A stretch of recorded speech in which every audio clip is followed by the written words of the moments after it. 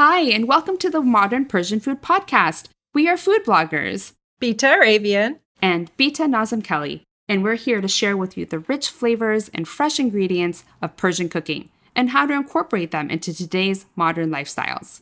We're excited to introduce you to the flavors, tastes, and techniques we use, and also our own cultural stories and perspectives growing up in the U.S. in a Persian family. Thank you for joining us. Welcome to episode number 60. Today we're talking about Persian recipes to make with your Thanksgiving leftovers. We are going to share some shortcut versions and steps for making Haleem, Tahchin, and salad olivier with your leftovers. I hope that you're enjoying the Thanksgiving season, and thank you for joining us. I'm here joined with the lovely Bita June. Hi, Bita. Hi there, how's it going? Good, how are you? I'm great, thank you. I agree. I hope that everyone is having a great Thanksgiving season and, a lot of leftovers in some instances when, people are making big turkeys and having a big feast to celebrate. What to do with all those leftovers? I think that's a great question. Right. Last week, we talked about some ways to incorporate Persian-inspired dishes in your Thanksgiving meal. If you do decide to do that, in addition to having turkey left over, you may very well have rice left over, as well as lots of side dishes, mashed potatoes. So we're happy to give you some strategies of what to do and some creative takes on leftovers.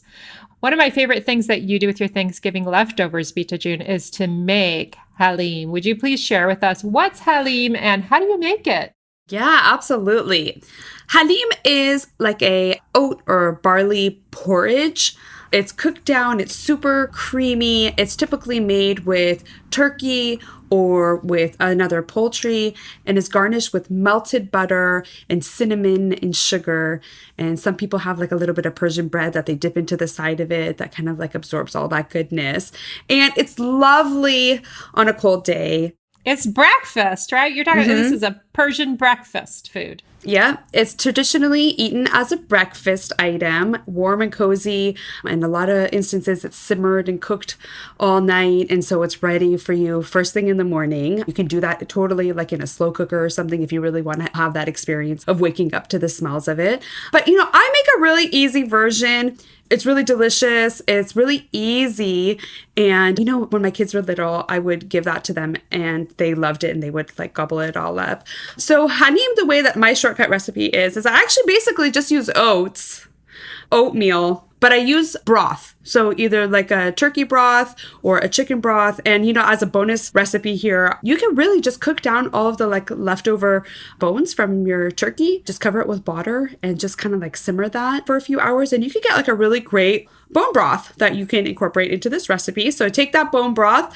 And if you don't have it, just get like, turkey stock or turkey broth or chicken broth.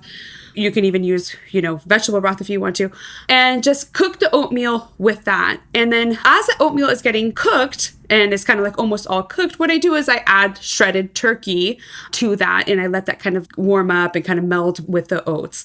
And once it's all kind of like cooked together and everything's super soft, then I use a hand immersion blender and I smooth it all out, like just right in the pan. You can take it out if you don't have one and use like a blender if you want to get a little more creamy consistency to it. And what that does, it actually, the turkey in there kind of like is super shredded and it kind of adds to like the creaminess of the dish itself.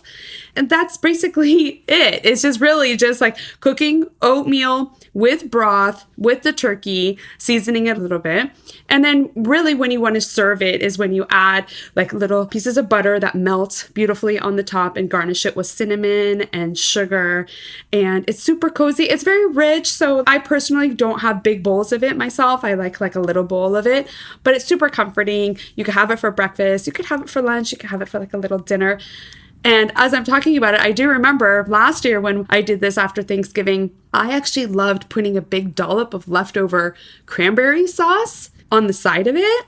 And it just brightened it up. So it took like kind of heavy, cozy, comforting dish and really added this like beautiful brightness to it. So if you have some extra cranberry sauce laying around from Thanksgiving, definitely sample it with your Haleem and see what you think. What a treat. What a treat. It sounds so delicious. And it sounds like it's become a tradition. In our family, it is My mother-in-law, MJ, makes it, and it's a tradition that it's around the next day. We expect it. Yeah. Yeah. So, mine's a very simplified version. You can use different kinds of grains. You can actually use different kinds of meats if you would like to. But this is my simplified version, and I hope you guys like it. Yeah, sounds simple and so delicious. Thanks, Pizza June. Sure. So what else? What do you like to make with your Thanksgiving leftovers? What I always make with the leftover turkey and rice is tahchin. Tahchin, in my simplified version, everything is ready to go. In fact, I even make it this way when it's not Thanksgiving. But with the Thanksgiving leftovers, since we have zereshk polo often leftover, it's the perfect base for tahchin. I take the zereshk polo and the turkey, and I simply mix it with the rest of the tahchin ingredients, which how I make it is with eggs, lots of eggs, yogurt, plain yogurt, as well as some turmeric and saffron. And I stir it all together. I'm telling you, this is a super simplified version. Some would say it's not tahchin. It's not authentic tahchin, but let me tell you, it's delicious. And I will spray oil a casserole dish, like a glass pyrex, and just lay that all in. If I want to get fancy, I can make it in muffin tins and have the tahchin, bites in the little cup size version. But the simplest way is to make it in a glass pyrex dish. And one of my favorite things about tahchin is that you get a crispy bottom of the pan of sort of almost like a tahdig all around. It's a bigger surface area, and you get more of a tahdig essence. And let me tell you, we eat that thing up very quickly. It's super delicious. Yes, I love making like this jeweled tahchin that is just like a hit, and I love using shortcuts, but you're using cooked rice. So I think that that's awesome.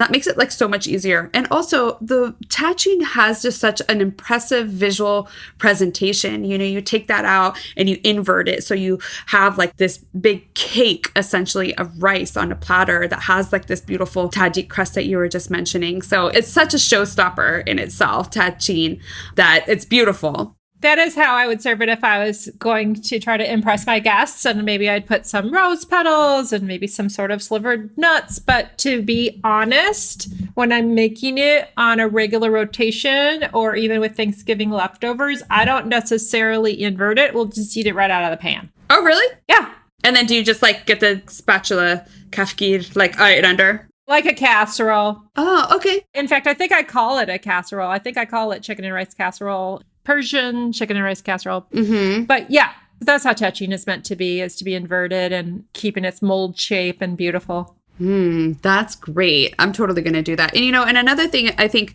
just to know also, when I make my tahchin, I do like to soak the shredded either chicken or turkey in this case. You can kind of let that like marinate in the mixture of like the yogurt and the eggs and stuff like that if you wanted to just so it doesn't like kind of dry out too much. Ideally, yeah. We'll make it more delicious. And, you really want to make it more delicious. I think probably there's butter and oil and all those things that make Persian food delicious that you could add. Absolutely. Cool. That sounds delicious. Yeah. Another recipe that I wanted to just call out, this is another Persian recipe that typically uses chicken, but you can totally substitute with cooked turkey, is salad olivier. And so salad olivier is typically it's chicken, a poultry, and potato salad served cold. It has a creamy sauce, and it has potatoes in there, cooked potatoes and peas and carrots. And it's a fun salad that we make. It's great for like picnics, a lot of times for Sizabedar, the picnic after Persian New Year. But it's a great way to have leftovers. You assemble it and you eat it cold, so you don't need to worry about like warming it up. But it's great for like little wraps or sandwiches.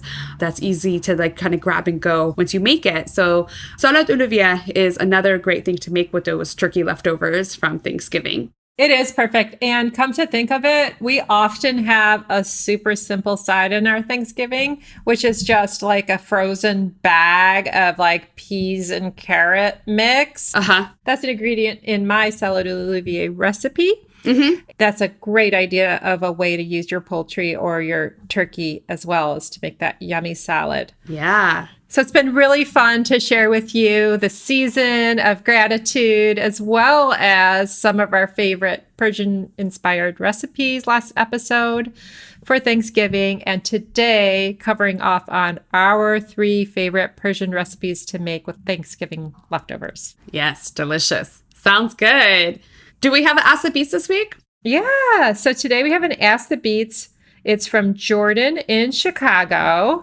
And Jordan wants to know, Bita June, I'll ask you this question. What's the deal with chai nabat? First of all, what is chai nabat? Chai nabat, there's like a culture around chai nabat. It's like chai is basically like Persian tea. So it's this beautiful amber color tea that typically the tea leaves are brewed in a concentrate and then topped off with hot water. And it's beautiful color. It's spiked with a little bit of cardamom sometimes or plain. And nabat is like rock candy. Sometimes there's like saffron versions as well. And what it is basically you put the nabat in the chai and it dissolves and makes it sweet. But this chai nabat is like thought to cure so many ailments. It's like if you're feeling sick, if you have a stomach ache, if you're sad, broke your leg, whatever, the culture of it is that chai nabat can cure all ails and is like a super cozy drink. A lot of times, like, people will give it to the kids and people will grow up drinking this and drinking it with the intention of like healing. So some people are like really fanatic about it. And, there's like memes and stuff on social media that like chai nabat can like cure everything. So I believe it. I tell you, some of these old medicinal properties of tea, I've used them myself personally. I remember one time I had this horrible eye allergy and I tried everything traditional medicine. I thought I had pink eye, but it wasn't. And in the end, someone recommended I put warm tea bags on my eyes, and it was the only relief I got. Oh, interesting. But yeah, chai nabat is like, that's the one that's going to cure everything, make you feel good, make you feel cozy. I think each thing separately has healing qualities, like just the Persian tea and just the nabat. I know that we have given nabat to kids and cousins in our family for every possible ailment. Just the nabat, like nausea. Oh, you're like, you were in the hot tub too long and you're going to faint. Here's some nabat. And then putting them together is just the magic solution. Yeah. I love it. Thank you so much. Well, this was great. This was fun. This was great. Thank you, Bita June. Until next time. Bye. Bye-bye. You've been listening to the Modern Persian Food Podcast with Bita and Bita. Thanks for spending time with us. If you've enjoyed what you heard today, consider telling a friend or giving us a good rating. You can subscribe to our show for free on your favorite podcasting app or find us online at modernpersianfood.com or on Instagram for the recipes and information we talked about today. We'd love to hear your thoughts and see you next time.